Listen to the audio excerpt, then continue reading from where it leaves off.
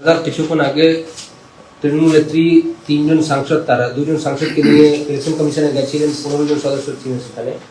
যারা মৃত রয়েছে তাদের পরিবারকে নিয়ে গেছিলেন, যারা এরকম ভোটার যাদেরকে মৃত ঘোষণা করে দিয়েছে ইলেকশন কমিশন তাদের পরিবারকে নিয়ে গেছিলেন। তিনি বলছেন কি ইলেকশন কমিশন বিজেপির দালাল হয়ে কাজ করছে এবং তিনি আজকে বয়কট করে চলে আসেন মিটিং। মুখ্যমন্ত্রী তো 1 ঘন্টার বেশি সময় ছিলেন নির্বাচন কমিশনের কাছে, বয়কট তো হলো না। ভেতরে কথাবার্তা কি হয়েছে সে নিয়ে আমাদের কোনো উৎসাহ নেই। নির্বাচন কমিশন একটা সাংবিধানিক সংস্থা, সেখানে রাজ্যের মুখ্যমন্ত্রী গিয়েছেন, কালো কাপড় পরে গিয়েছেন, কারণ এই সরকারটাই কালো সরকার, সেটা তিনি প্রমাণ করছেন। এই তথ্য দিচ্ছে জগন্নাথ সর্দার হাওড়ার ভোটার, তার সঙ্গে যে বিএলও ছিল, তার ব্যক্তিগত সমস্যা, ব্যক্তিগত ঝামেলার কারণে সেটাকে মৃত বলে ঘোষণা করে দিয়েছে। এবং আজকে এই যে ছবি দেখতে পাচ্ছেন, এই ছবিতে তিনি এসেছেন, এই ছবিটা দেখা যাচ্ছে, কিন্তু তাকে মৃত, তাকে নিয়ে এসেছেন এখানে। আর এই দেখুন তার ফর্ম 6 কে গ্রহণ করার জন্য যে হয়ে গেছে, মৃত হয়ে গেছে ফর্ম 6, এটা হচ্ছে তার কপি। আর এখন তাকে ফোনে পাবেন না, কারণ তৃণমূল ফোনটা কেড়ে রেখে দিয়েছে। এই নাটক দেখে পশ্চিমবঙ্গের মানুষ ক্লান্ত, পরিশ্রান্ত, তারা দিন গুনছে কবি সরকারটার বিষয়টা। দাদা তিনি তো বলছেন কি অন্য কোন স্টেটে এরকম হচ্ছে না যেটা পশ্চিমবঙ্গে হচ্ছে, বাকি সব রাজ্যে 12টি রাজ্যে এই মুহূর্তে এসআইআর হচ্ছে। পশ্চিমবঙ্গে এ কারণেই সমস্যা তৈরি হচ্ছে, কারণ এখানে এমন একটা রাজ্য সরকার আছে যারা রোহিঙ্গাদের জন্য দানপত্র প্রকাশ্যে রেখে দেয়, যারা রোহিঙ্গাদের ডেকে এদেশে নিয়ে আসে। মুখ্যমন্ত্রী আগে উত্তর দিন 2005 সালে তিনি যখন পার্লামেন্টের মধ্যে এক গুচ্ছ কাগজ স্পিকারের টেবিলের উপর ছুঁড়ে ফেলে দিয়ে বলেছিলেন সিপিআইএম সমস্ত বাংলাদেশিকে আজকে এখানে ভোটার বানিয়ে দিয়েছে, এর উপরে নির্বাচন হবে না। আজকে সেই মুখ্যমন্ত্রী সেই কাগজগুলোকে কোথায় রেখে এসেছে, সে কাগজগুলো কোথায়? সুতরাং এখানে তিনি যদি চান বাংলাদেশি অনুপ্রবেশকারীদের নিয়ে, মৃত ভোটারদের নিয়ে, ভুয়ো ভোটারদের নিয়ে নির্বাচন করাতে, এটা তার এজেন্ডা। তো নির্বাচন কমিশন ভোটার শুদ্ধিকরণের কাজ করছে। কোথাও কোনো বিচ্যুতি থাকলে সেটা আলোচনার মধ্যে দিয়ে সিদ্ধান্ত হয়ে যায়। তার জন্য একটা নির্দিষ্ট সরকারি প্রসেস আছে, কিন্তু পরিকল্পিতভাবে বিএলওদের বাধ্য করা হচ্ছে সমাজে কিছু প্রতিষ্ঠিত ব্যক্তিদের, অসতিপর বৃদ্ধদের নাম ভুল করে আপলোড করতে, ভুল তথ্য আপলোড করিয়ে দিতে, যাতে তারা হয়রানির শিকার হয় এবং সেটাকে ঘুরিয়ে সরকারের বিরুদ্ধে জনরোষ তৈরি করা যায় বা ইলেকশন কমিশনের বিরুদ্ধে একটা জনরোষ তৈরি করা যায়। কিন্তু মানুষ এতটা রাজনৈতিকভাবে অচেতন নয়। তিনি বলছেন দাদা নামের বানান ভুল রয়েছে, তাদেরকে নোটিশ পাঠানো হচ্ছে, হাজার হাজার অবজারভার পাঠানো হচ্ছে এখান থেকে। নামের বানান ভুল হয়েছে এ কারণে যে নামের বানান বহু ক্ষেত্রে ফর্ম আপলোড করবার সময় তারা বাধ্য করেছেন তাদের বিএলওদের উপরে চাপ সৃষ্টি করে যে ভুল আপলোড করো, যাতে একে শুনানিতে ডাকতে হয় এবং তিনি অসন্তুষ্ট। এটা তো একটা পরিকল্পিত চক্রান্ত। গোটা পশ্চিমবঙ্গ রাজ্য সরকারের প্রশাসনকে দিয়ে আজকে এভাবে গোটা এসআইআর প্রক্রিয়াটাকে কলুষিত করতে চাইছেন, গুলিয়ে দিতে চাইছেন। এর কারণ হচ্ছে তৃণমূল আতঙ্কিত, তৃণমূল জানে যে আর বেশি সময় নেই, দিন শেষ হয়েছে, এবার চলে যেতে হবে। দাদা তিনি আজকে সকাল থেকে দেখছি এসআইআর যে পরিবারগুলোকে নিয়ে এসেছেন বিভিন্ন জায়গায়, তিনি বলছেন সেখানে পুলিশ গিয়ে তাদেরকে চেকিং করছে কেন তারা দিল্লিতে এসছে। যে এসআইআর এর আক্রান্ত পরিবারদেরকে নিয়ে এসেছে টিএমসি, বঙ্গভবন হোক অন্য জায়গাগুলোতে, বঙ্গভবন তৃণমূল পরিবার নিয়ে আসতেই পারে, স্বাধীন ভারতবর্ষ, যে যেখানে খুশি যেতে পারে। কিন্তু পশ্চিমবঙ্গে পারমিট লাগে।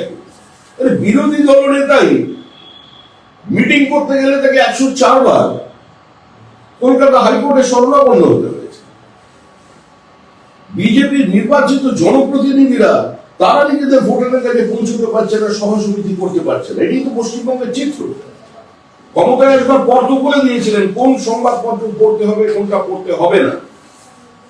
সরকারি অফিসে কোন কোন নিউজ পেপার রাখা হবে না তার তালিকা পর্যন্ত তিনি দিয়ে দিয়েছেন।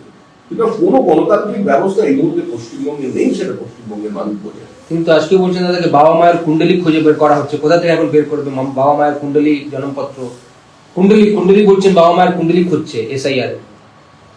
জন্মকুণ্ডলী বলতে কি বোঝায় সেটা আমার জানা নেই, উনি কি বোঝাতে চেয়েছেন। তবে ওনার সমস্ত প্রশ্নের বা সমস্ত মন্তব্যের প্রতিক্রিয়া দেওয়ার কোনো প্রয়োজনীয়তা আছে বলে বিজেপি মনে করে না।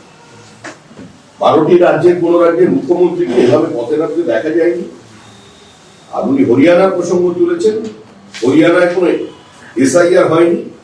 তার ছোট ভাই অরবিন্দ কেজরিওয়াল এসআইআর ছাড়াই নির্বাচনে গিয়েছিলেন এবং একমাত্র দল যে এগিয়ে এসে তাদের প্রচার করেছিল তার নাম তৃণমূল কংগ্রেস।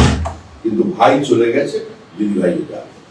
দাদা, আজকে লোকসভা দেখা গেল কল্যাণ বন্দ্যোপাধ্যায় বেলে গিয়ে অমিত শাহ ধিক্কার করছেন, এসআইআর প্রতিবাদ করছেন। উনি একটু এরকম করেন, মানুষ ওনাকে চেনে, উনি করে থাকেন, এটার মধ্যে আশ্চর্য হওয়ার কিছু।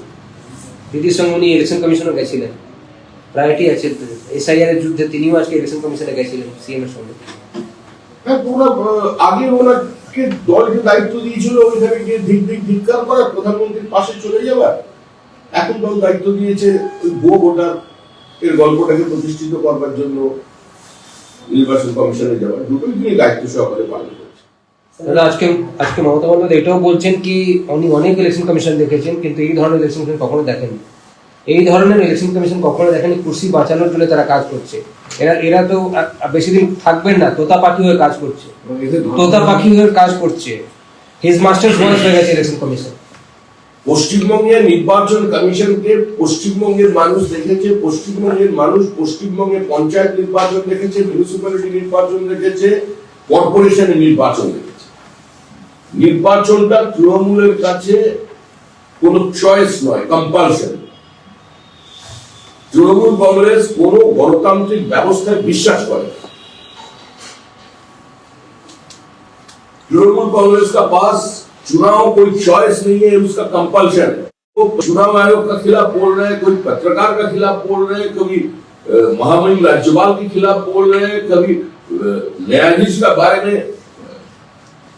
अपशब्द का व्यवहार कर रहे हैं, राष्ट्रपति तक नहीं छोड़ा। इससे क्या उम्मीद किया जा सकता? तृणमूल कांग्रेस डरे हुए है, वो फ्रस्ट्रेशन का कारण ये सभी बातें चल रही है। তিনি তো আজকে চিফ ইলেকশন কমিশনের মেয়ে জামাইকে নিয়ে ট্রেন নিয়েছেন, তাদেরকে ভালো প্রমোশন দেওয়ার জন্য, তাদেরকে সুবিধা পাইয়ে দেওয়ার জন্য চিফ ইলেকশন কমিশনার এসব করছেন।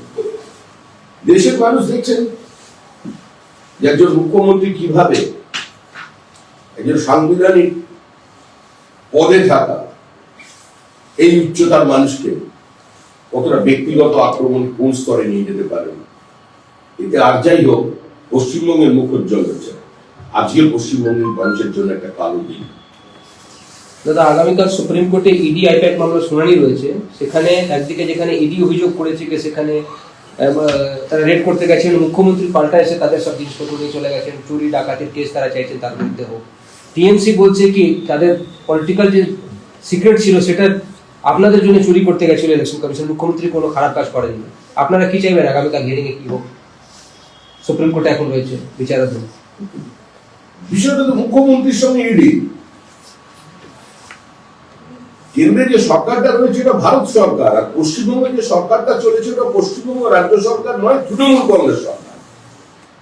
সুতরাং এখানে আমাদের চাইবার কোনো বিষয় নয়। সারা দেশের মানুষ দেখেছেন যে একটি রাজ্যের মুখ্যমন্ত্রী প্রকাশ্যে গিয়ে কেন্দ্রীয় তদন্তকারী সংস্থার কাছ থেকে ফাইল ছিনতাই করেছে, তাদের দলিল দস্তাবেজ তুলে নিয়ে গেছে। কারণ কি? কারণ আতঙ্ক, দুর্নীতি লুটেরাদের বাঁচানোর জন্য, নিজের দলের কিছু লোককে আড়াল করবার জন্য মুখ্যমন্ত্রী এই কাজ করেছিলেন।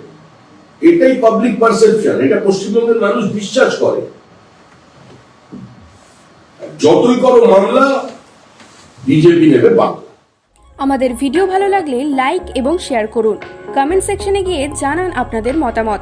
আরও ভিডিও পেতে আমাদের চ্যানেল সাবস্ক্রাইব করুন এবং প্রতি মুহূর্তে খবরের আপডেট পেতে প্রেস করুন বেল আইকন।